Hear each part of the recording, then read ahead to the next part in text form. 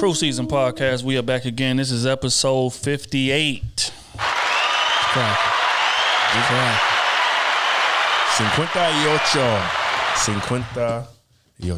Kenny T is in the building.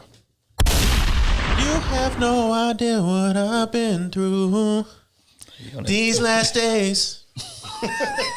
I need you around me, yeah. Why you sound like Drake for real? I've been up way too long. I be at work trying to keep my mind straight. Oh my God. OT is in the building. What up? Talking to me too. Oh, come on, man. You just see I have my time and you want to shut me down. Exactly, I got to. You know the dean is in the motherfucking building, the jack of all trades, goddamn me. Y'all know God when you see what Otis say, it sound like you singing what you nose fits. What happened? He said it sound like you singing what your nose fits. He be hating. Never. It ain't my fault I can sing in all octaves. It ain't. Talk to God about that. Mine come from the heart. Yours come from your nose. Mine come from the heart. Talk to God about that. You know what I'm saying? Look here, man. I am the Trill AC. This is another episode of the Krew Season Podcast. How are you fellas doing on this glorious night? I'm a little lit. Good. I'm feeling powerful.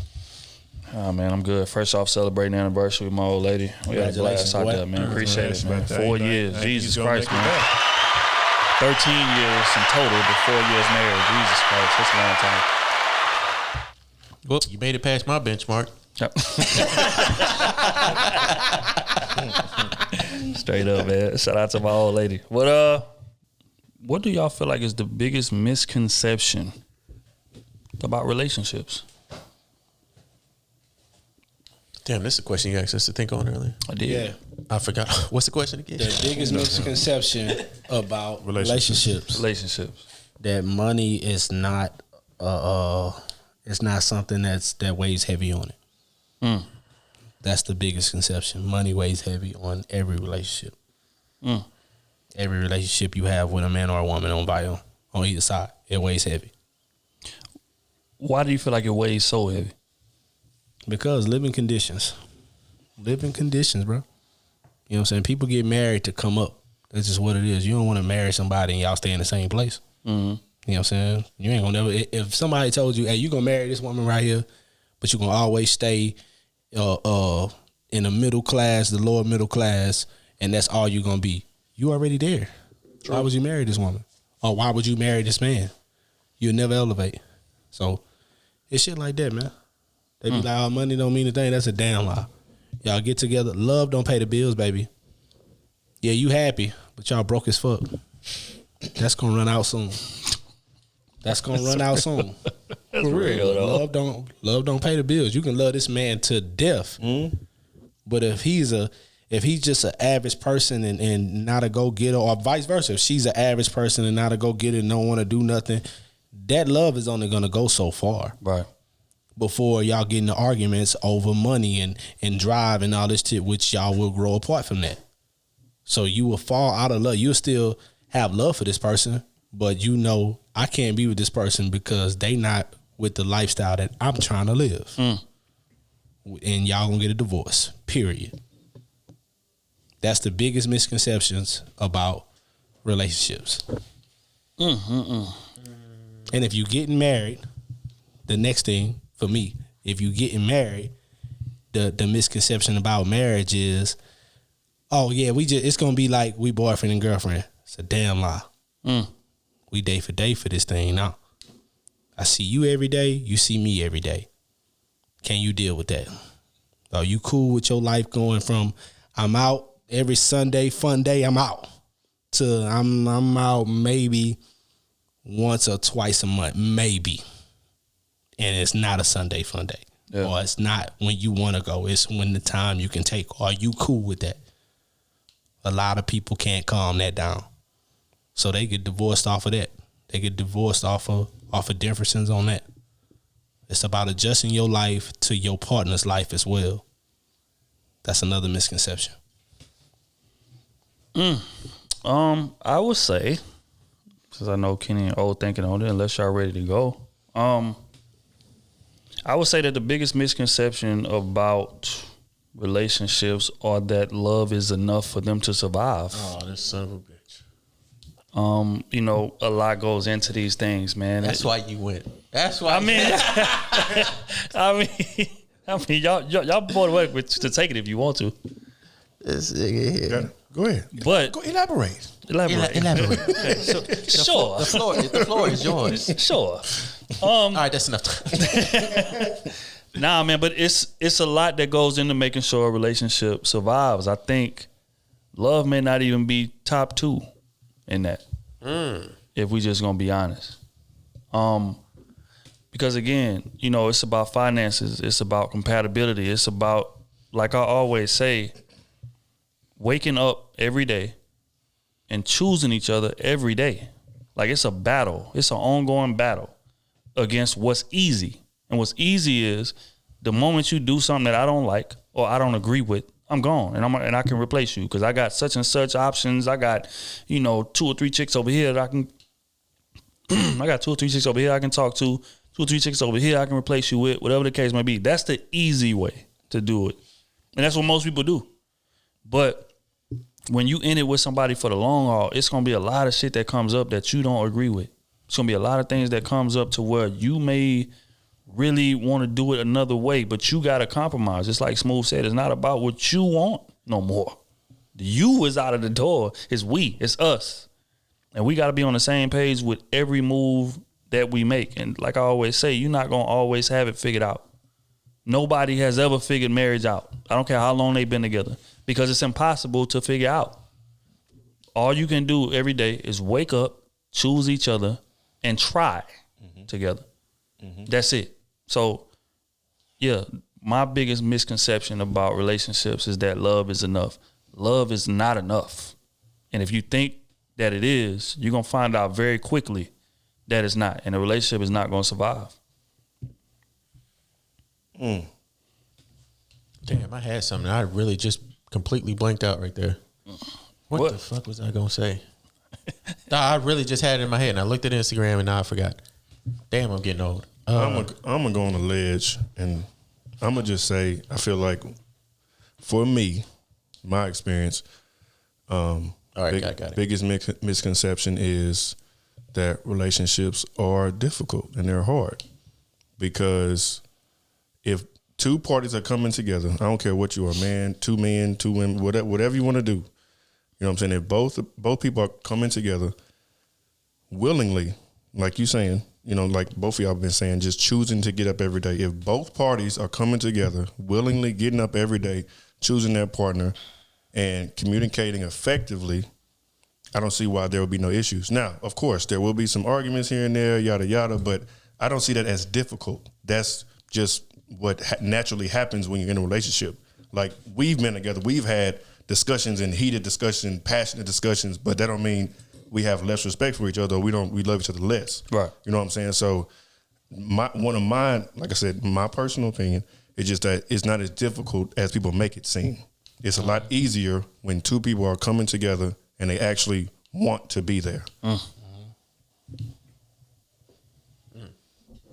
that was it? Yeah. That was it. I'm going to say that whenever biggest misconception will be that when you get in a relationship that you're not going to change Go ahead. as a person or as who you are. Go ahead. Damn. I feel like a lot of people think that whenever they get in a relationship, this is who they are and that's who they're going to be. And they don't even realize that they're changing. Yep. Their partner can see it, but you don't even see it in yourself. Like, you used to like this stuff, and now this stuff, it annoys you, and you don't even realize it. You know what I'm saying? So I think a lot of people don't realize, like, you in fact changed yourself, even though you think you're still the same person that you were, and you're really not. That's real shit. You're just evolving. And that's hard for people to compromise or understand. Like, You're really, just evolving. I'm just now thinking of that shit right now. Like, when I was married, like, shit, I didn't really realize I was changing myself, and Right. you know what I'm saying? When it was brought out that I was changing, I didn't really understand that. But now it's like, this conversation actually just brought it up, like, damn.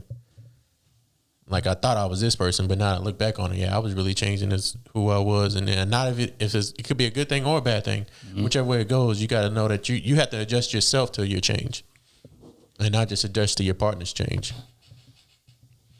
And again, the reason why but I'm so adamantly agreeing is because me and my old lady, like I say all the time, we've been knowing each other since 8th grade. We are 31 now. We are nothing close to who we used to be. And the whole testament of longevity in a relationship is, can you constantly adapt? That's what I mean when I say wake up and choosing each other every day. Because that you may wake up tomorrow and the things that worked the week before or the years before don't work today. Now, are you willing to adapt to make the relationship work? Right. And most people are not. And that's why relationships don't survive. So that's some of the realest shit ever, bro. I'm going through it. That's why it's resonating so, you know what I'm saying, tough with me. A lot of us go through that, even without relationship-wise. I think we go through that with our day-to-day, our jobs, our workforce, family, friendships. A lot of us change daily, and we don't even recognize that ourselves. You know what I'm saying? Our friends will recognize it, but we don't even tell them. Or if we do, they think like, nah, I'm still the same person. When it's really like, damn, I am changing. For the good or the bad, whichever way it may be. You know what I'm saying? I think you have to learn to adjust to that and understand that. Once somebody step in your space, you're going to change. Yep. That's just what it is.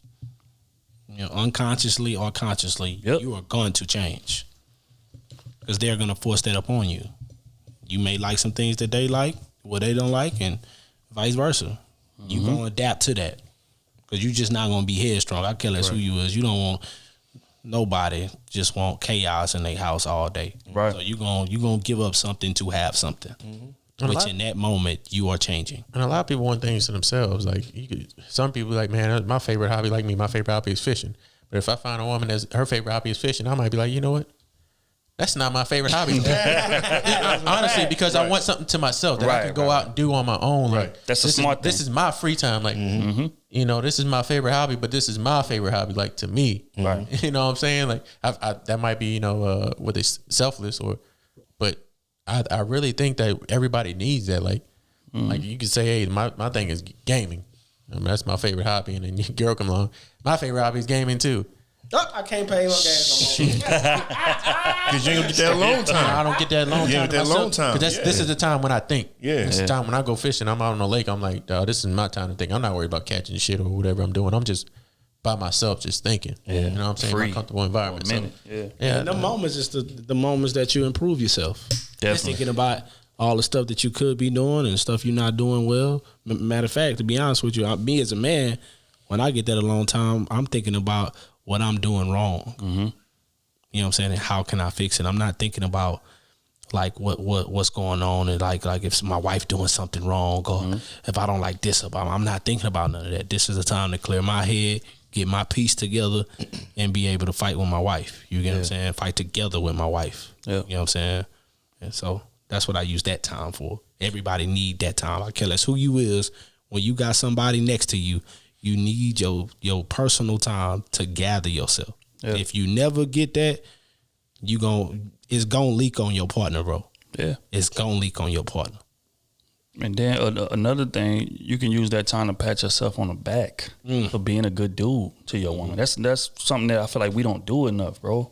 Because we as men, just like I've said before, we come into a relationship constantly feeling the need to prove ourselves, constantly feeling like, okay, our woman got this figured out. I'm trying to climb up to her level and prove ourselves. But rarely ever do we take the time to be like, you know what, man, I'm being a hell of a goddamn husband right now.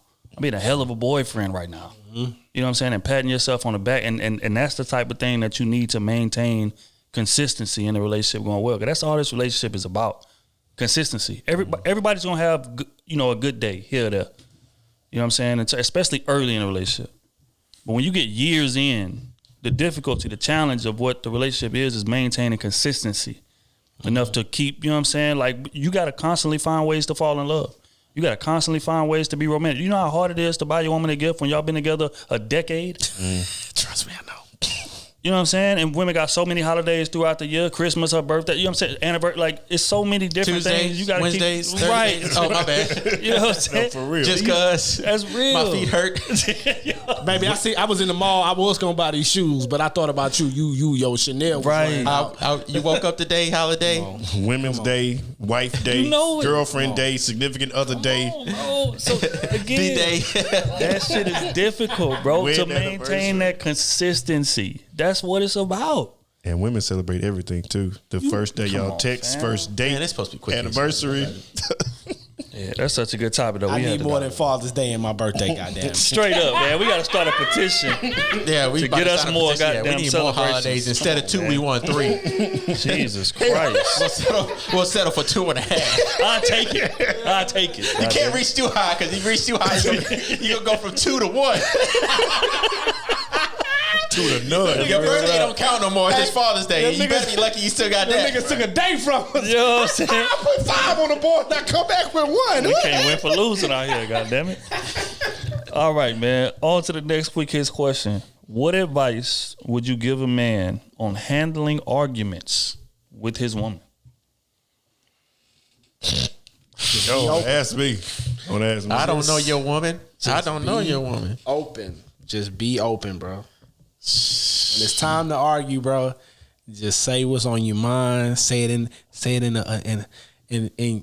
your soft voice. Because if you go to 10, she gonna be tripping, bro. Don't go to 10. Women don't hear 7. You when you at 7. Women don't hear you when you at 7. You can go to 7. Women don't hear you when you at 7. If she at 7, you can go to 7. Is she trying to argue to fuck, or is she just trying to argue because you did something wrong?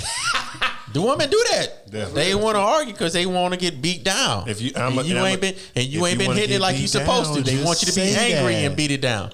They like, hey, I done told you to hit it. They want the little strength on it. How old are we? We too old for that. I done told you to beat it down last time, and you was acting all shy. Now I'm gonna get you mad. Now if you don't beat it down this time, I gotta call Pee-wee. Pee-wee.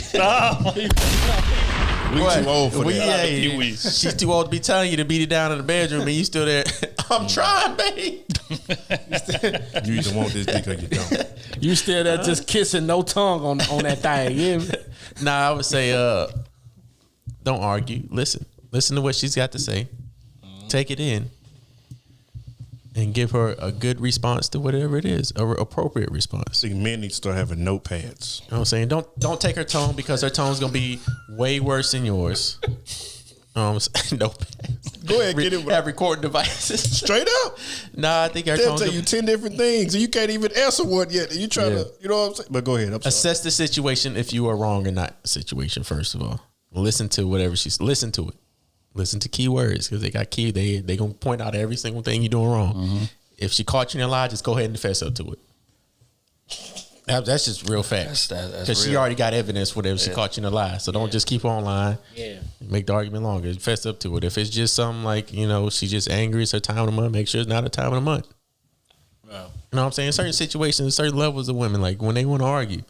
Have y'all been having sex lately? No. Oh, this might be a reason why. She's frustrated. Her hormones are off.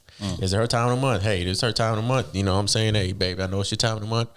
Hey, let's tone this down. I'll go get you some chocolate. Let's fix this somehow. You know what I'm saying? Right. If you did wrong, hey, babe, I did wrong. I understand. I'm sorry. This is what it is. Hey, and I would tell you, pick your spots. Men. Yep.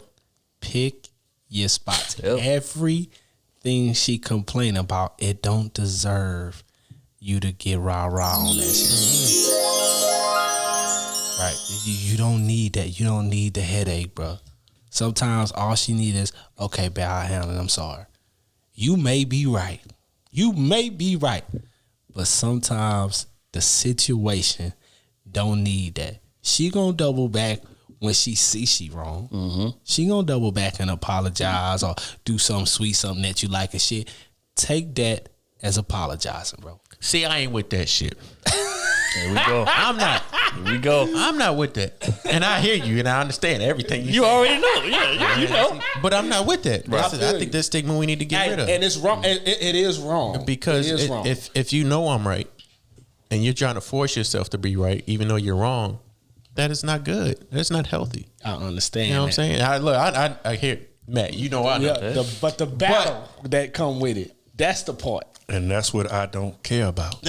And that's might be why I'm still single. But I see some arguments are going to happen. I wouldn't say arguments, some confrontations like us. We get heated. We don't even get, I would say heated, but we get passionate about what I'm saying.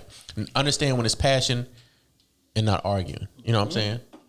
When it's or passion, not hate, or you know what I'm saying? Something that that's a real reason for retaliation for what's happening. You know what I'm saying? I think we kind of overlook that a lot of time when a woman is passionate about something and we think that she's just getting on her ass, but she's really just passionate about what's happening. You know what I'm saying? Hey, I just actually, just to fold the clothes one time for me, and you ain't fold the clothes. I didn't ask you. You know what I'm saying, babe? I don't like being told to do anything. No, babe, I've been folding clothes for the last 6 months, and I just want you to fold clothes one time. Yeah. I think that's the kind of battles that we kind of fight on the daily. But yeah. I would say, first off, put your ego aside for one, and for two, stop keeping tally. Oh man, stop keeping tally. And I know. What if she's keeping tally though? Again, when are you supposed to bring up your problems? No, man. But look. They need evidence every now and then, B. Look, though. No. I ain't saying it. No, I ain't saying it. Don't. Look, bro, ready to get out. No, see, fuck that. His feelings came with all that. No, I ain't with that, B. I ain't with that. But let me out, though. Because every now and then, go ahead. Every now and then, when she's expressing her grievances, you still address everything that she needs to address. Because you don't want to interject. You don't want to, her getting mad. You want to make sure you answer all of her questions, get everything out the way. But you still have to bring up at least a couple times, dog. Like, hey, okay, cool. Let's talk about this, or let's talk about that. Because again, like we always say, we never, bring up stuff when we supposed to. Right. So I feel like while we're in this setting and we're discussing things, you getting things off your chest. I just got a couple things I want to get off my chest. So why you wait till now to bring it up? That's what I was. No, perfect. No, that's cool. I get what you're saying. That's why we need to address it earlier. But I'm still saying, just in general though, like it still needs to be discussed. It got to come to some point eventually. You either hold on to it forever and you never address it, or you bring it up at that time while y'all already having dialogue. So the best situation would be to bring it up right then and there in an appropriate way.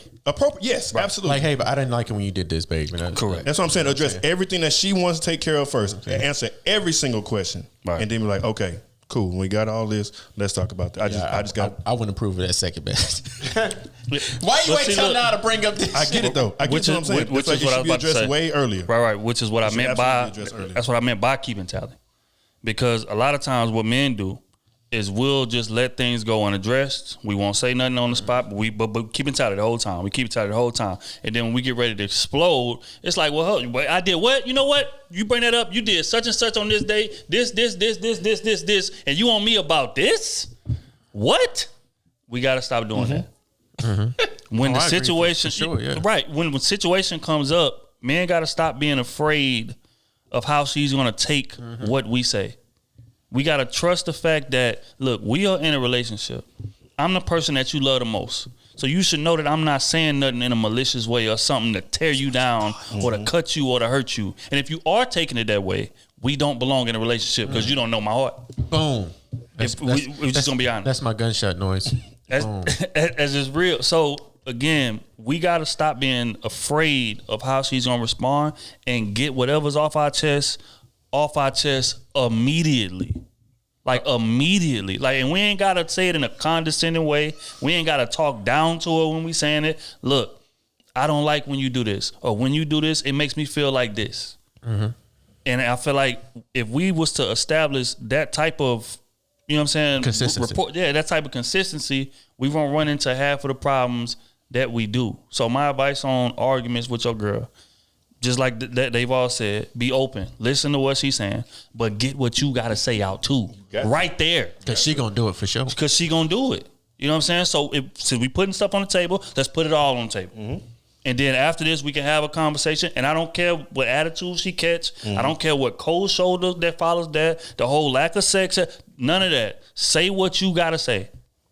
And that way she'll get used to you saying what you got to say. Mm-hmm. And she'll learn that, okay, she's going to have to take it in right there compared to you not saying nothing and just exploding on her and wonder why she's not, you know what I'm saying, taking it in the right way. Mm-hmm. So that would be my advice. Yes. But definitely be a good listener. I'll say that'd be number one. Yeah, definitely. Similar to what everybody else been saying. Definitely be a good listener, but also just be honest and get what you got to say off your chest. I think that's where the communication lacks a lot of times. Yep. You know what I'm saying? We'll be in an argument or whatever, and we just want to take it to the chin and keep it pushing. Yep. Instead of just, you know what I'm saying what we got too. So, but yeah, a couple people didn't told me, but they be joking, but I don't care. That's why I'm single, because I'm going to say what's on my mind too. And I'm not even trying to have an argument. I'm just simply stating what happened. But at the same time, we have to remember everything doesn't deserve the response. True. Right. True. But I'm not trying to argue it. I'm just telling, hey, this is boom, boom, boom. I'm not trying to argue. So when you with say everything don't deserve a response, what do you mean by everything? Like, I need an example. You know what I'm saying? Like For the listeners, I see people they be in relationships, right? And they may not like something that they partner do. You know, but they partner love what they, you know what I'm saying? Whatever it is that they like doing that. And instead of adjusting and being like, hey, that's what make my partner happy, let me get cool with it. You get what I'm saying? They'll just meet it with, oh no, I ain't with it, and argue about this same situation over and over. Right? But it'll be something on their end that they do, or something, whatever it is, that the other person don't like, but they don't say a word about it because it makes you happy. And we got to recognize those two things. Yep. Your space is your space. It's like a big ass circle right here for both of y'all. Then there's two more big circles that connect to this circle, but one circle is for her, one circle is for you. Or whatever this relationship is. And you got to understand the circle that don't meet in the middle with this other circle, that's y'all spots. Right. But y'all still together. So y'all still together. That's y'all. So what's an example of something that you don't agree with, but it makes her happy? That would be, because this is just a question. Say, hey, if you meet a person, she likes smoking weed all the time. We say all the time. I don't like smoking weed. Period. I'm just not with it. But it makes her happy. Okay. And she's been doing I'm supposed to put up with it. My adjustment, if I didn't like my adjustment would be, don't smoke in the house, and don't smell like a pound when you're in here with me. That'll be my own. That's my only rules to it. If that make you happy, just respect that part of it. And if they don't make adjustments, they don't respect you. Because anybody that love you and you give them that, hey, just don't smoke in the crib and don't be in the house smelling like a pound. They gonna respect your space and be like, look, hey, especially when they friends, because if she's smoking, obviously, or vice versa, the man smoking, his friend smoking or whatever. Right. You get what I'm saying? When they come over, they gonna be outside, they gonna smoke. Right? When she come in the house or he come in the house, they gonna go take a bath. They gonna get them clothes off them because they know if I come in here and just sit down, it's gonna be something. You get what I'm saying? So to avoid that, you know what's on the table already. So it won't even bother me. It won't even bother me. You got a pound of weed in the crib. You know what I'm saying? That's what make you happy. As long as it ain't invading my personal space, I'm cool with that. So, okay, what if she's doing crack? Okay, come on. Kenny. Come on. There are deal breakers to everything. Yes, there are deal breakers. He jumped out the window. Get out of here. All right. He jumped out the window. Let me use another example. Yeah. All right. Man, the next question, man. She's shooting in the arm. Say if Pee Wee show up. No.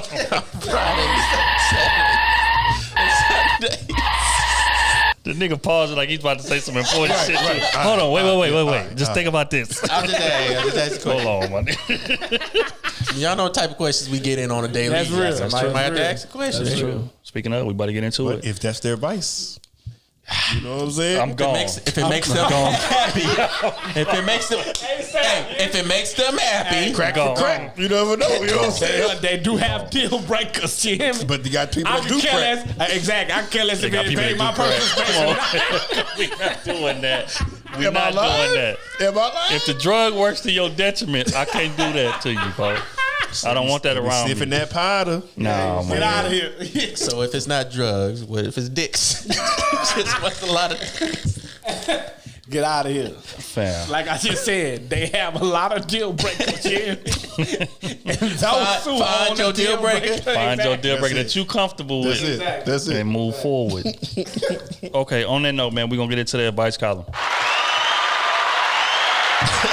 my God. Okay, this is from Allison, Patreon member. Shout out. She says, hey, Krew, no anonymous shit. Question number 1. Y'all love getting multiple in. Question number 1. Yeah, they're getting kind of bold with that. We said one question. You know what I'm saying? What advice can y'all give me on moving away from family who I'm very close with for the first time? More context below. Context says, oh, she done sent a paragraph. Okay, I'm 24. I've lived in a small town for majority of my life. I have a successful, stable career as a behavioral analysis. I also do modeling as a side hustle, which I've been able to get modeling jobs in other cities and states. In my career, the company I work for is nationwide and will allow me to relocate. I've always been very close to my family and lived near them. I'm very family oriented. However, I'm not a complacent person. I'm always looking to do the next big thing. I know the things I want to accomplish in life is going to require me to move away from my hometown and ultimately move away from my family. I feel confident and comfortable with being on my own and doing my own thing, as I've been living in my own space while paying rent and bills by myself, and I've not needed help from anyone. I have a thought out plan as to what I want to achieve in life and where I see myself in the next 3 to 5 years. I've talked with my family and they understand I'm not always going to be around, but that has not stopped them from trying to convince me to stay nearby. I understand their concerns because I'm the youngest child of 2 and the only daughter. My parents are not fond of their baby girl moving away. Their speculations have made me feel distant because I want to live a lavish lifestyle. And if I want something, I'm going to go get it.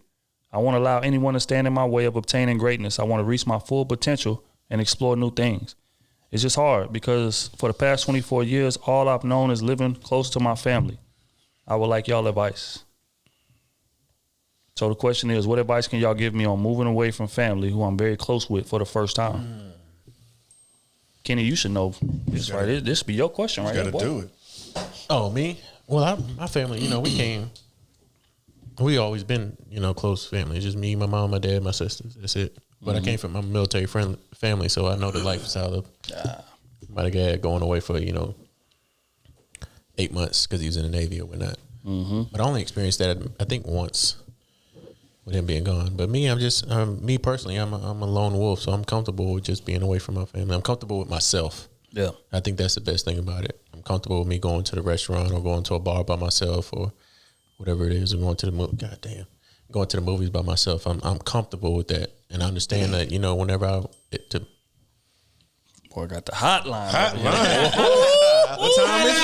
What time is it? Block. Let me turn this off. That boy got 2 appointments. Shit, I think it's, damn, what was I even saying? He was saying like, you go to movies by yourself, you're a loner. Oh, well, yeah. Just understand that, to progress in life, you can't rely on everybody else to be around you whenever you're progressing. Yep. To get to the prize. Sometimes you have to go to the next step and, it might lead you on the path to go somewhere else. They're still going to be by you. There just won't be a drive away or, 15 minutes away. Mm-hmm. Might be a phone call or something, but you still got to do stuff on your own. They're not always going to be there. And I think people nowadays have to understand that, your biggest step will be a bigger step on your own. Facts. I mean, on top of that, you might be the pillar and you don't even know it. Yep. You don't even know it. You might be the pillar to your family to change your bloodline. Because the moment you do it and you really successful at it, your family going to ask a lot of questions to come out that town. I guarantee you. Mm-hmm. I guarantee you. So don't be afraid. Look at it like, hey, I am changing my lineage. They either going to be with it or they ain't. Facts. So. Oh, you should be able to speak on this very well, too. Yeah, for me, it was kind of not an easy adjustment, but I was always comfortable being uncomfortable. Like that made me like want to learn more, want to do more, things like that, because I didn't know. So I wanted to do whatever I could to get me back comfortable. You know what I'm saying? So being in an uncomfortable environment or just a new environment, like it was, you know what I'm saying? It was cool to me because it was like, okay, I don't know this, so I need to learn. Right. I got to adjust and things like that. So, it wasn't a problem for me, but I would say that it's good to just get out and be on your own because you learn a lot about yourself. Mm-hmm. Like you all by yourself now. You know what I'm saying? Especially being for a woman, like I can just imagine, like, you know what I'm saying? You got car trouble. It's like, damn, who can I call? Or, you know what I'm saying? You can't call daddy. You know what I'm saying? You can't, for the smallest issues, you can't call pops. You can't call moms. So it's just that you know, so you got to adapt. It's like, okay, well, what's around me? Who do I know? Now we got social media and all these groups and stuff. So when you do move, you can find a group on Facebook or whatever and, hang out with some other people, get to know some other people. Right. You know what I'm saying? So I think it's good. You know what I'm saying? Go ahead and dip out, do your thing, learn a lot about yourself. And I think that's going to really make you grow because you're going to be uncomfortable. You know what I'm saying? You're going to thrive. You're going to thrive. Just go ahead and take that leap. Mm-hmm. Yeah, I would agree. I think the thing that made it easy for me to just pack up and leave when I graduated high school was just looking around me growing up. And fact is that what you surround yourself with affects your ceiling. And what I mean by that is the people around you, like whatever they striving to, like that's what you are going to unconsciously strive towards. So if I'm in Port Arthur, right, just like we was in the surroundings that we was, typically the only way out from our mindset is either a refinery, playing sports, or selling drugs. It was those three things. And everybody that I grew up around was talking about one of those three things. And in my head, I'm like, I don't really want to do any of those three. Well, the sports thing, you know what I'm saying? Of course, everybody want to do. But the other thing is I don't really want to do that. So in order for me to broaden my horizons, I knew that I had to leave. And that's just what it was, you know what I'm saying? So again, family and all that aside, I packed up everything and dipped. Left the whole situation. I didn't have no friends with me in college, none of that. I went out there dolo and got it on my own because I felt like, well, for one, my city equipped me with enough game to be able to thrive in whatever type of environment that they put me in, for one. You know what I'm saying? And for two, just like I said, your surroundings affect your ceiling. Mm-hmm. So I want to be around some people that has broader dreams or has wider dreams than what the people around me was talking about. Mm-hmm. And if I stay here, it is going to limit me. Mm-hmm. And you got to keep that in mind. So that would be my advice. Sometimes, like if you want something different, you got to do something that nobody around you has done to get it. Yeah.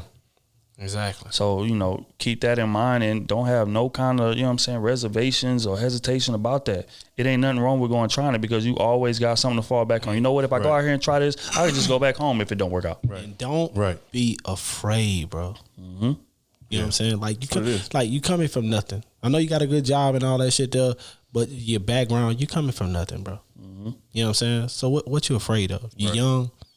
You know what I'm saying? That's nothing. You young. You can afford to fail 4-5 times. Facts. Yep. Facts. You can afford that. So don't worry about the failures. That's your lessons. Mm-hmm. That's your lessons. That's gonna make your foundation stronger. You get what I'm saying? So when you jumping out here and you really all right, I want to take 3 steps forward at one time. Mm-hmm. You can afford to do things like that because you chasing something that nobody around you has ever chased. Right. So you're gonna have to do it different. You know what I'm saying? And you're going to have to be uncomfortable. Like Otis said, you're going to have to. That's just what you're going to be uncomfortable because you're going to be alone out here. Mm-hmm. No matter how many friends you make, when you go to work, they're not going to work with you. Facts. When you starting a business, they're not starting a business with you. That boy preaching. That's facts. So you got to understand, like every step I take, I'm trying to skip some levels. Mm-hmm.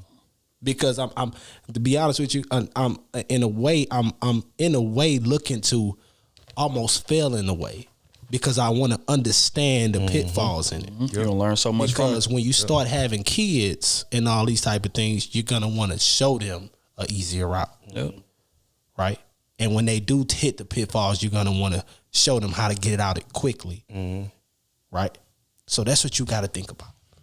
That's what you got to think about. And if you ain't never been there, you can't tell them. Exactly. Exactly. Yeah. All right, on to the second part of her question. She says, what was a difficult life stage transition that each of y'all faced, and how did you get past it? I feel like I kind of answered mine in the last question. I would just say my regret, what made it difficult, the only regret I would say, though, was I wish I would have moved further away. I moved to Houston, which is an hour and a half away, because I felt like I still wanted to be somewhat close to my fam. Right. I wanted to be able to, if something would happen, I wanted to be able to rush back home, or vice versa. If something happened to me, I want them to be able to just rush and see me. But I wish I would have moved further away, because I feel like I definitely would have had some other opportunities. Just, you know what I'm saying, plant myself somewhere, just start from scratch. But I jumped, but I feel like I didn't jump far enough early. Yeah. You know what I'm saying? So, but definitely I would say take those chances. But I can't say, I don't know. It wasn't none of it for me was necessarily difficult. It was just levels. Like everything was like a level up. It was like, okay, I got this next obstacle, attack that, boom. All right, what's next? So for me, I can't say nothing was necessarily difficult, because I was getting like promotions and stuff like every year and a half, something like that. So what was that question again? Question is, what was a difficult life stage transition that each of y'all had to face, and how did you get past it? me definitely be going into the military. That'd probably be my most difficult one. Because I came from a pretty good family. All my parents, my mom, my dad, well off. I could have stayed with them. When you told us you was going. I could have stayed there, lived off them and went straight into the refinery. I really could have. Yeah. Making six figures, but instead I decided to go into the military and leave my friends, my family behind and just start a new career path totally. Out the blue, really. You know what I'm saying? It was the best decision I made. You know what I'm saying? Because a lot of people need that. Just that time to just get away, start something new, do something on your own. And instead of being, guided sometimes you just want to be like, man, let me just do something different and just go for it on my own. So I think that probably was the most difficult part, but the best decision I made. Here's a question. What was the mindset like when you made the decision? Like, I'm sure, you telling everybody whatever the case may be, but when you went back home and you thinking to yourself after you made that decision, what was the mindset and was there any fear? I would say it wouldn't be fear, but probably uncertainty. Yeah, would be. I don't know if that'd be considered fear, but I think uncertainty of what path I'd be going on. Because I know the military, you can go anywhere in the world, And I grew up, 9 years in Virginia, and then the rest of my years in Port Arthur, around y'all. So just leaving y'all, I'm 23 years old, going into the military. That's like. You like the old head compared to all the little 18-year-olds. You know what I'm saying? They really didn't have no friends, really. So they make all their friends in the military. All my friends, my best friends were civilians. So, only time I could see them is through a call or FaceTime. Mm-hmm. So that was my uncertainty, like, getting along, learning to trust somebody else, have that understanding or that comfortability to go somewhere and hang out, and do other things that I normally did on a daily basis that I was already accustomed to. Yeah. But fear, no, I didn't really fear. Just being uncomfortable, which made me better, honestly. Mm-hmm. It's crazy, Instead of being comfortable, I was uncomfortable, and that's probably the best decision ever. And that's probably led me to why the decisions I make now, I don't force anything. Because regardless of the situation, you're going to be able to adapt. If that situation pops up, every decision I make, if I made that decision, I know that's the best decision I make. Yeah. And when they told me I was going to Japan when I was in Arkansas, I really didn't want to do it. I didn't, because I was leaving the States. I was leaving my boys. You know what I'm saying? And then I was like, shit, just do them it. Tickets ain't cheap, boy. You know what I'm saying? At all. No, 1,800, nigga. Yep. You know what I'm saying? It's crazy. It's crazy how life works out, but that was my most difficult decision. Yeah, just like I said earlier, man, I touched on mine. It was leaving my family and going cities over. I was 4 or 5 hours away from the city, and didn't have a car. None of that, you know what I'm saying? And again, I'm the first one in my family to graduate in college, so nobody can really give me no blueprint on this thing. Or nobody would say, when you're in college, man, think about this. You got to look for this. You got to watch for that. You got to do that. I didn't have none of that. So I just, up and left on a dream. Just like I said, I just wanted to do something different. Everybody was doing around me. And I just packed everything up and left my comfort zone. Port Arthur was everything I knew. You know what I'm saying? I was born in Dallas, but I moved to Port Arthur when I was in, second grade or something. And finished out the rest of my, school career in Port Arthur. So all the game, all my friends, my family, everything, just uprooting and leaving. I could have went to Lamar. You know what I'm saying? My mom was trying to, people was trying to get me to go to Lamar and stuff like that. Mm-hmm. And I'm like, man, that's too close. I'm gonna be living at home. Yep. I'm gonna be in the same routine that I'm in, and I want something more. So I left. I dropped everything and I left. And got out there, I was a deer in headlights, bro. I didn't know what was going on. I didn't know nothing about no college. I'm sitting there talking to the advisor. He's like, you take this class, take that class, take this class. Mind you, I'm playing football, and they put me with 18 hours of coursework playing football. That just goes to show just how much that I didn't know. It's insane. And I'm thinking, okay, I'm smart. I can handle it all. You know what I'm saying? Whatever. And then you get into that situation, and I failed my first class for freshman year. Mind you, I come from making all A's in high school, giving zero effort to failing a class. It's just like, what? You know what I'm saying? So I think that was like the biggest transition. And how I made it through was I had like a similar mindset that when people go to jail, I got a lot of family members that have been in jail. And what they say is how you make it through your time is you stop thinking about everything that's going on outside of here. I don't want to hear no news about what's going on in my neighborhood. I don't want to, you know what I'm saying? None of that. Like, I got to focus on here. And I just zeroed myself in on that. And I cut off contact with a lot of people friends and family included, just to lock in and get myself familiar with the environment, the workings of it, adapt to it. And, you know, it proved to be, you know what I'm saying, the best thing in the world for me. Because freshman year, I was still holding on to everything. I'm still trying to come home every weekend. I'm trying to call my nigga, hey, what y'all doing? Yeah. Party going on? Oh man, I'm missing the party. Yeah. I'm feeling terrible. Right. You know what I'm saying? And they can speak to that. You know what I'm saying? But I think sophomore year, I kind of just buckled down. I was like, you know what? I'm gonna be here. I gotta lock in on this thing. And once I did that, I started getting better results. So that was the transition, man. I had to like cancel out everything that was outside of my surroundings. Lock in and do what I needed to do to get through it, and you know I made it. Mine was them 3.5, almost 4 years I spent away. Yep. In Japan and in California. Yep. Living on my knees. Yakuska. It was a good time with my wife, but personally I hated it. But it made me stronger. It made me understand things. You know what I'm saying? It made me understand like when I do have a family and when I talk about lineage, like I wish I'd have knew things and understood how things worked and had them talks. Right. You get what I'm saying? So for me, it was just learning shit on my own. You know what I'm saying? Like that shit was tough. Like when you black, especially as black as me, 6'2", learning everything by yourself. Shit. It's a cold world out here when you that, baby. It's a cold world. So I understood like doing them young, and then I was married. So well, I'm still married, but you know, young married. You get what I'm saying? So it was like, it was crazy, like crazy. But the moment I got my footing, it was over. Yeah. It was over. Yeah.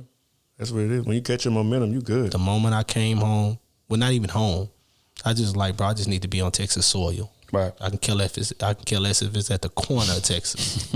As long as it's on Texas soil. I just need 4 weeks. I can make it happen. My nigga know. Need 4 weeks. My nigga know. I told him, hey, bro, all I need is 4 weeks. Real shit. I'm out the gate in 4 weeks. And he'll tell you, in 4 weeks, I was gone.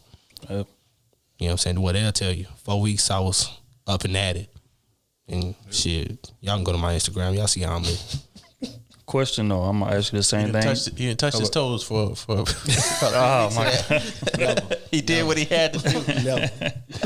Nah, I'm gonna ask you the same question I asked Kenny, because again, y'all left the country. So when a decision was made and you went home, not with your wife, not none of that, when you laid down in that bed at night in your own thoughts, what was the thought process and was there any fear?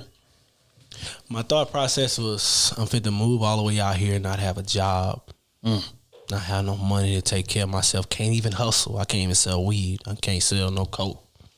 I can't do nothing. You know what I'm saying? So I am completely dependent on this woman to take care of everything. You get what I'm saying? So for me, it was like, is she ready for that? And we had a lot of conversations on that.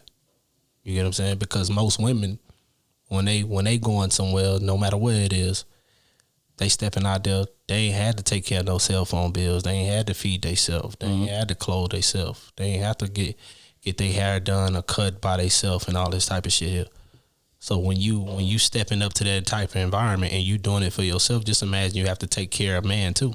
Exactly. You want your man to come up there. You know what I'm saying? Like that's a big responsibility that you think you ready for. It sound good.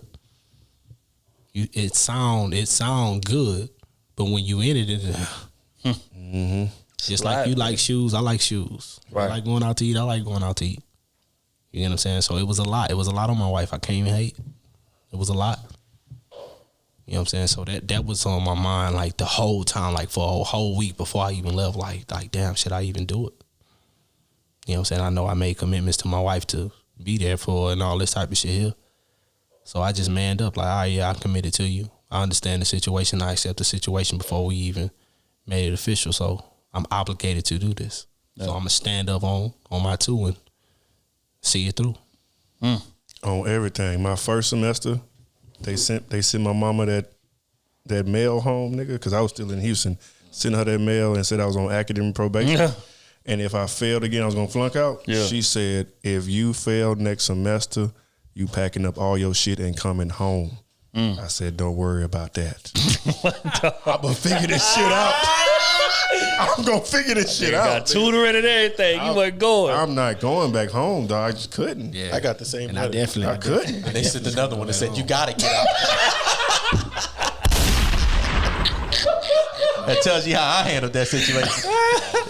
Fuck that. Hey, man. Shout out to Addison. Hell of a question. I feel that too, because the moment I said I'm off that porch, it was over with. Yeah.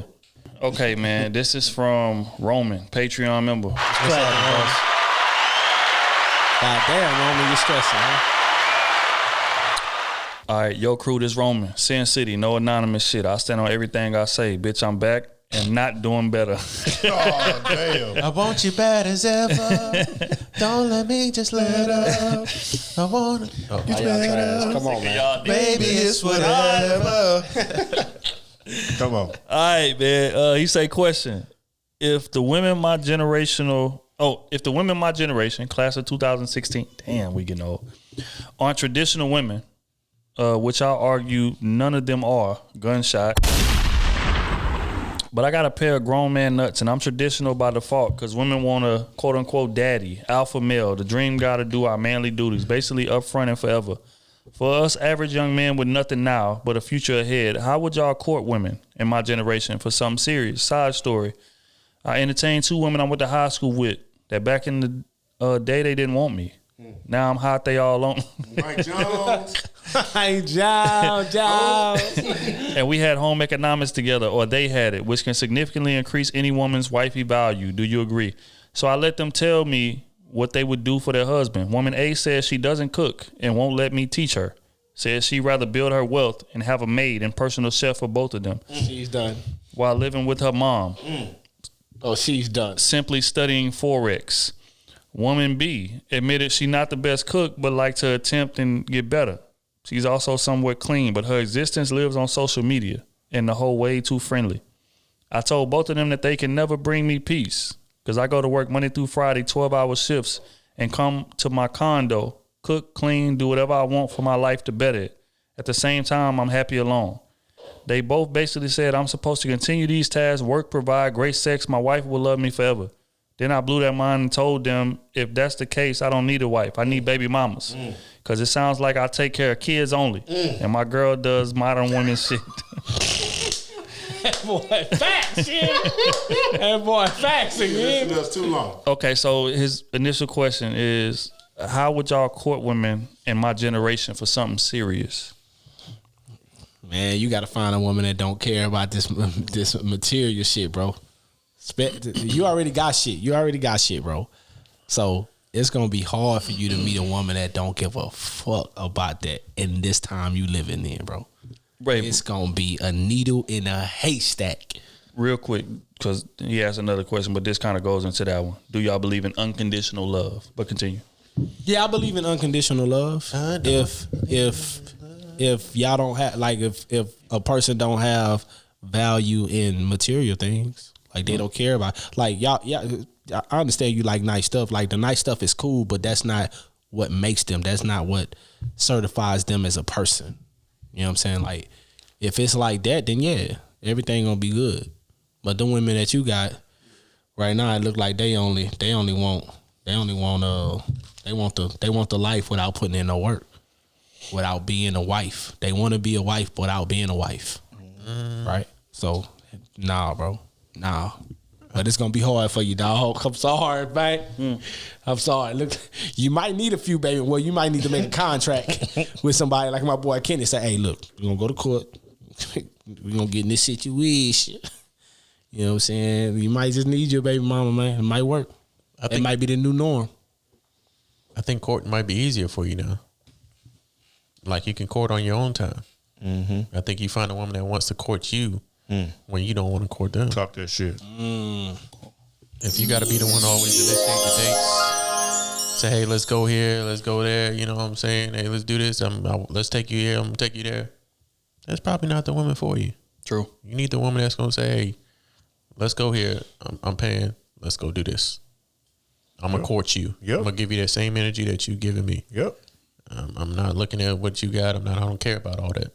I'm saying, let's spend some time together. You spending your time when you got your days off, let's go. You invite me here, cool. When I got my time off, I'm inviting you to come here, and it's on me. It's on my tab. I'm gonna court you.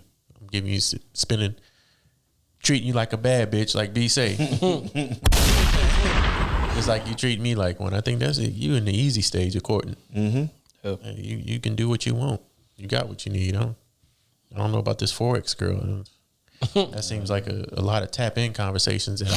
Wow. You need to Forex that ass. Let me tap in on that ass. Wow. Only thing I'm trying to tap is that big purr. That nigga say, yeah, I'm Forexing that ass.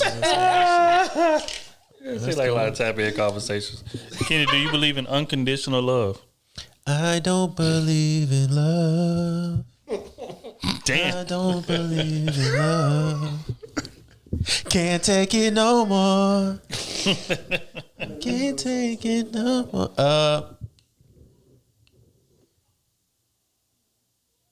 Yeah, I think there's a definition of. I do believe in unconditional love. I have unconditional love for my sister, but I still don't like what she's doing. I can't deal with it. I can't, you know what I'm saying? I just can't fuck with it. But I still love her unconditionally. That's my sister. I love her. But what she's doing, no. I will not conversate with you. I will not be in your presence. We will not talk. Converse. Well, I will not do none of that. But I still love you unconditionally. You are my sister. Now, if we talk about relationship-wise, I got love for you. We break up, but that's it. I ain't taking no bullet for you. I'm sorry. You better ask your other man to do that. That ain't me. Oh. If that's the definition of unconditional love, I really don't know. Y'all already know my answer to that question. How are you navigating through dating right now? Courting right now? How would you navigate that?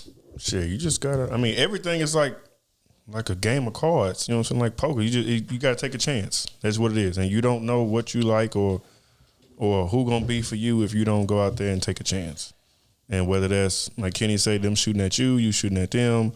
I mean, you just gotta get a feel for it at the end of the day. Like, because there's gonna be some women who cut for you just as hard as you cut for them, but you would never know if you don't try or let them, allow them to come to you. You know what I'm saying? So it just takes patience. It takes really vetting them. It takes asking the right questions. You being yourself, I think that's super key. Yeah. You just being yourself and allowing that woman to accept you for who you are. And you have to accept her for who she is. You know what I'm saying? And, after that, it kind of makes things a lot easier. Now it's whether do I want to be with this person or is this person just kind of cool just to be around?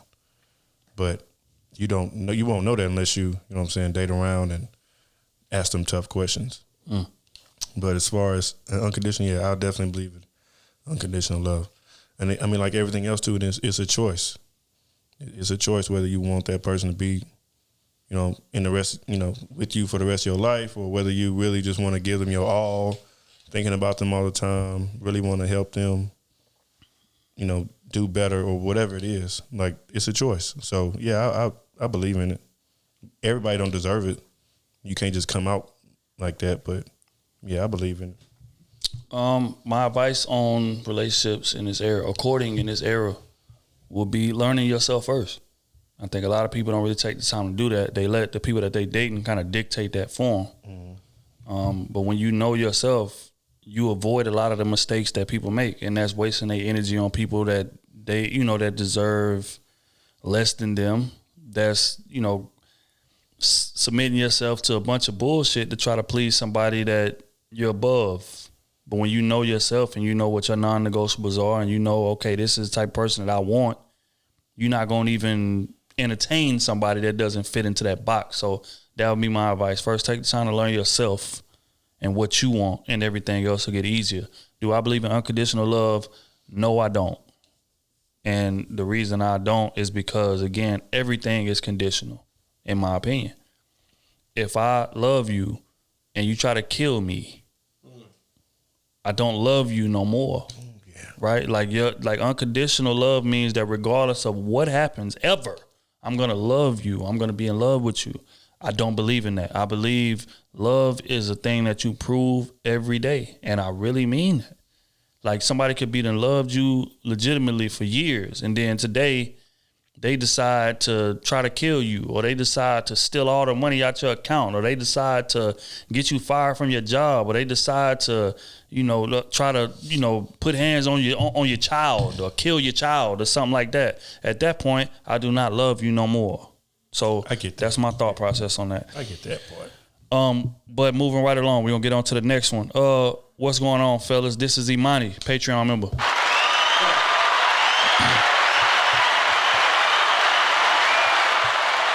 I just wanted your opinion on the fraudulence happening in the household. In your last episode, y'all spoke about an old dude who got punched in the mouth and lost his tooth by a woman he just married a few months before, meaning the true colors of his woman were not shown until after the marriage.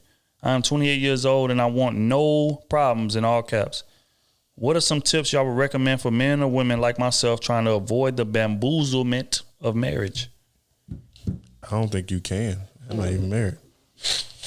Can you? Because you don't really know until you get in certain situations. You could be married 3, 4, 5 years, but it could be a certain situation that come up, and then your woman act completely different than what you would expect. Man. Or your man. Yeah, or your man. Yeah, marriage is not a definite. So, marriage is not something that you say. A lot of people say, when I get married, I'm never getting divorced. Mm-hmm. No, that's not how marriage and works. In 6 months, they divorce. You know what I'm saying? That's not how marriage works. You just got to understand, you're going into this with all high hopes and understanding that, hey, at this point in time, this decision, this is what I feel like is the right decision for me and you, or both are, it feel like the right decision. And sometimes things happen in life that y'all just go separate ways. Right. Right. And you can get a divorce. I mean, a lot of people put a negative connotation on it real bad, but I mean, sometimes it's just better for both parties that way instead of staying together for 45 years and going through whatever it is. And y'all just lived a miserable life. Right. For 45 years instead of doing what you wanted to or do. Or y'all just need to reset. Yeah, y'all may get married again down the line. Yeah, a lot of people. I got a coworker that did that. Had a divorce and shit.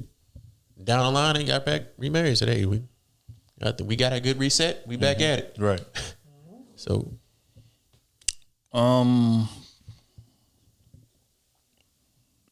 just don't fall for the Britney.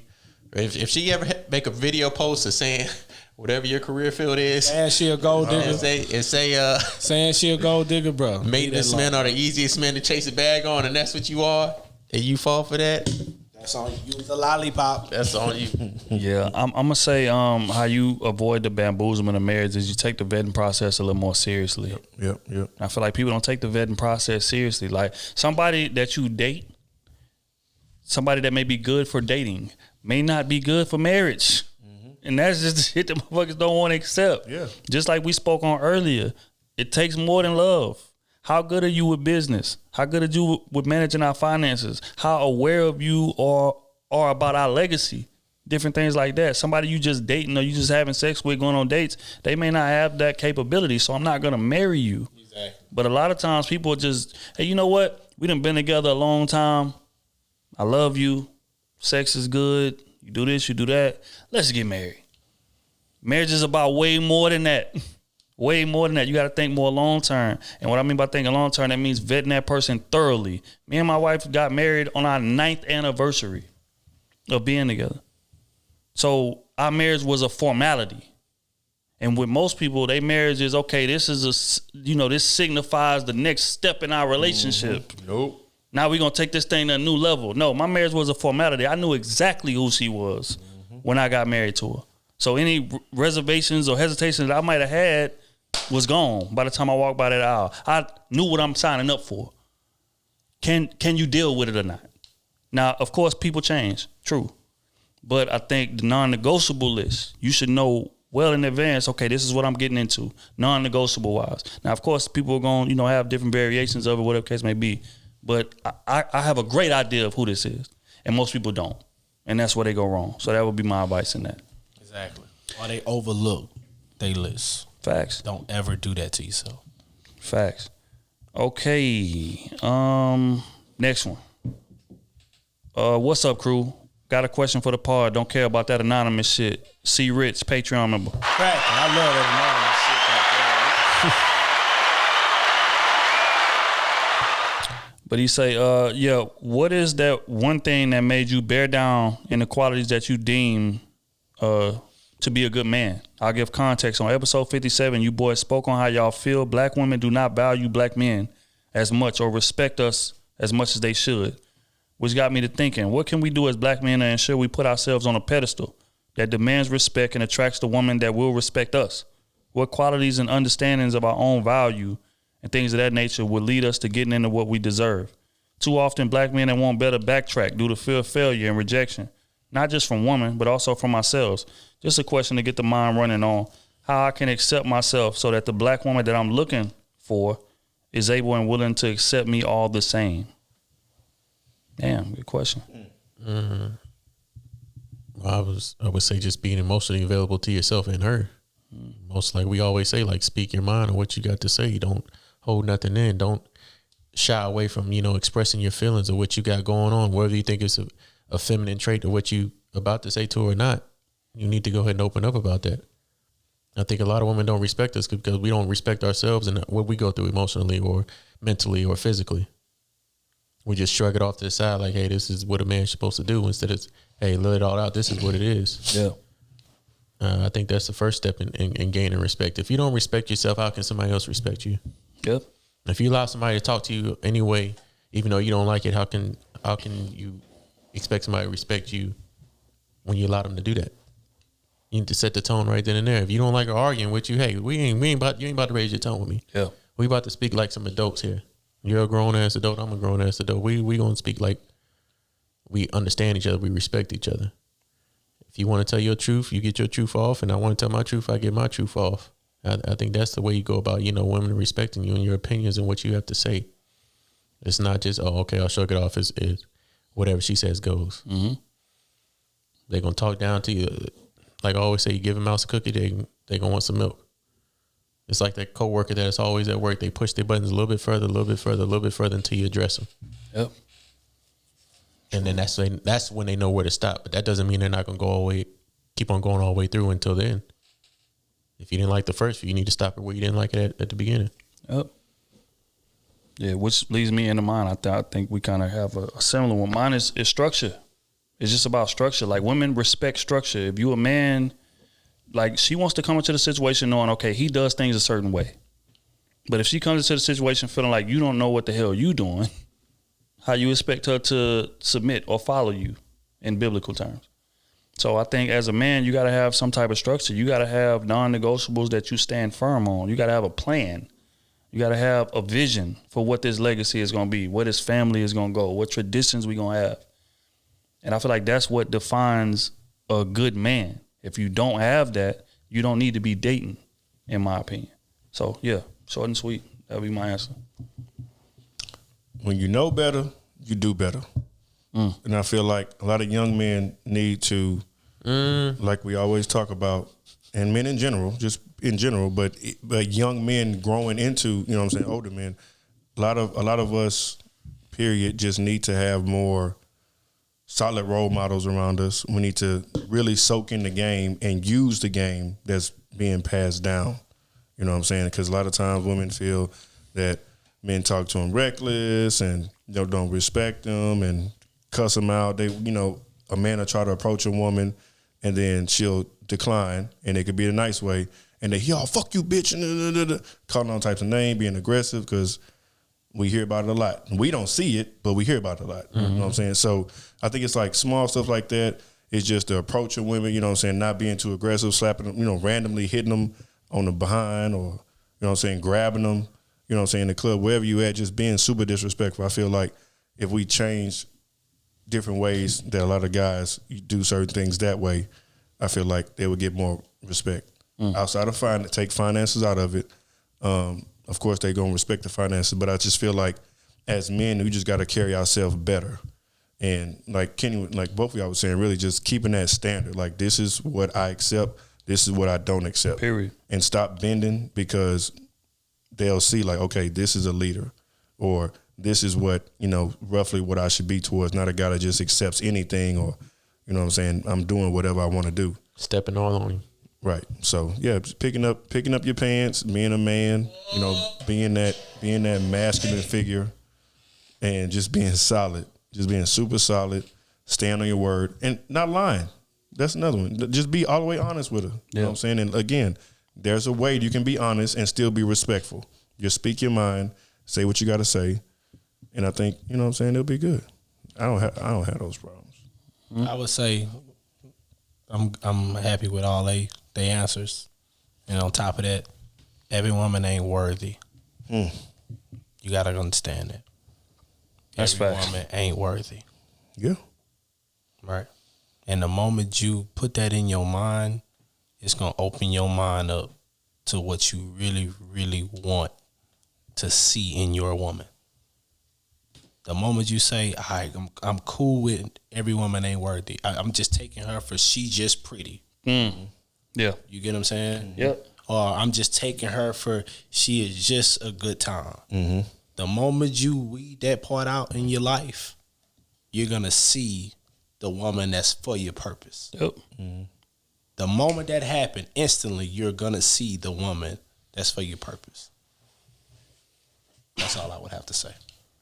Well said. Last one of the day. This is from Joshua Wilson, Patreon member. Boy, Shout out to Josh. J-Win, 409 in the building. DPC click. Dale Place click, baby. Yeah, they don't know about that, Josh. We'll fill them in later, baby. You're lucky it's you, because That big block. about to say I ain't answering this shit. Big boys. Josh, tell them about them big boys on the block, baby. Come on. All right. Get back. You got work. Question for the crew from Josh. At what level of relationship should you be with someone before bringing them to a work function? For context, I have a successful career that has major potential for growth. I feel pressure from both sides because I don't want to bring just anyone to a function that could embarrass me. But I feel company leaders frown on someone who is 30 and single. What y'all boys think? Fuck them. Simple answer for you. Fuck them. I would say You can bring a date. You ain't got to bring a significant other. Shoot, have I been the one I've been out on 3 or 4 dates with that I know can act civil in public and have a good time. But that's the one I would choose. If not that one, if she ain't free, I'm single, right? And I'm out here. Hey, I'm doing my thing. I mean, to me, it looks like, hey, you got free time now. Yeah. You got free time to work on. You ain't got no family to worry about. Hey, you about to go do this and that. But I mean, I can look at it the other way. I mean, but I don't think it would look bad though. Like, would it look bad if you go to a work function and you introduce somebody as your date instead of your girlfriend? Like, I'm thinking that's kind of how he look. Like, I'm not serious with this person. I'm just kind of bringing this person as like a placeholder. This is my date. I get it. No, I get it. This is my date, Beyonce. Beyonce meet. Make sure you have a bad one with you, Josh. Knowing Josh, he ain't gonna have no bad one with him. So we gonna go ahead. Don't do my dog no, like that. My boy. We seen him. We seen him out. Whose scope we was using? Yours? No. You was at Willie G's. You forgot? That was for my birthday, matter of fact, I think. I remember that. She was tough. He had one with him. Yeah. He had one with him. I can't. Next question. See, I can't see you don't want to go back. All right, we out. But nah, yeah, do your thing, Josh. Like, get a date. If you don't get a date, oh well. You know what I'm saying? That's just what it is. It's your life, bro. Don't let them determine what you do. Don't worry about all that shit. Yeah, man.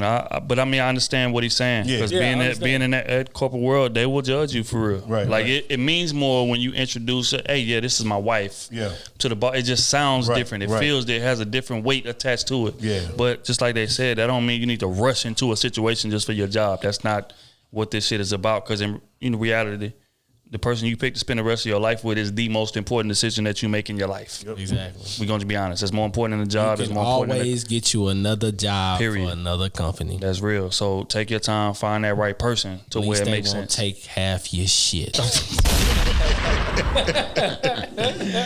But yeah, take your time, find the right person, and then you can sort everything else out later. Yeah. But don't pick somebody just for the job. That shit crazy, bro. Don't do that. But on that note, man, we're going to wrap this thing on up. Y'all boys, shout out to our social medias, things of that nature. SMUV __ follow me on every social media platform, little bitch. So _fitness. I'm still taking, more trainers we done picked up lately. You know what I'm saying? Keep it coming, baby. Shout out to Jasmine. You know what I'm saying? Brittany, Paige, all of y'all that's been supporting me as of late, especially. S5 podcast. We just dropped another pod. Matter of fact, we just dropped about to drop episode 49. See, we've been deep in our bag. And then a freestyle. We got a couple freestyles too. But yeah, shout out to S5 podcast. KT _Goodrich all platforms. That's all I got. D Trill AC.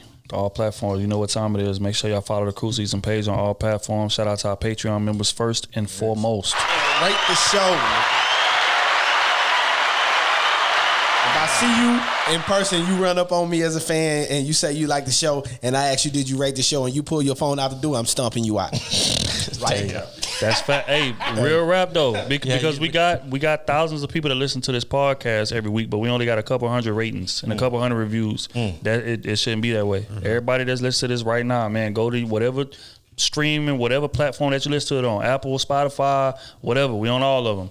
Make sure that y'all leave a rating and leave a review. Just take 10 seconds out of the listening to go do it. That's all it takes. Just a little, help us out. We appreciate you listening. We need 100.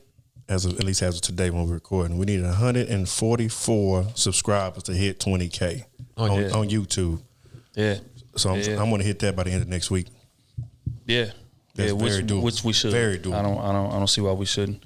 So we should hit 25K by the end of next week. Facts. I'm with it. If y'all promoting like y'all should be, y'all shouting everything out like y'all should now. If we hit 25K, Otis is shaving his head. Oh my God. Now I do the wax that you said earlier. The Brazilian. Oh, you do the Brazilian wax 25K subscribers? Wow. You're going to be doing it anyway. Because I'm making sure we produce 100 of yours. Why am I ain't selling now? Hell no. But yeah, man, again, man, we appreciate everybody for supporting us. Make sure, again, the shorts will be in a few weeks. These T-shirts that you see wearing, make sure I see it. Yeah, the Krew Season tee that you see wearing is available on the website right now. They're available for purchase. They are in stock.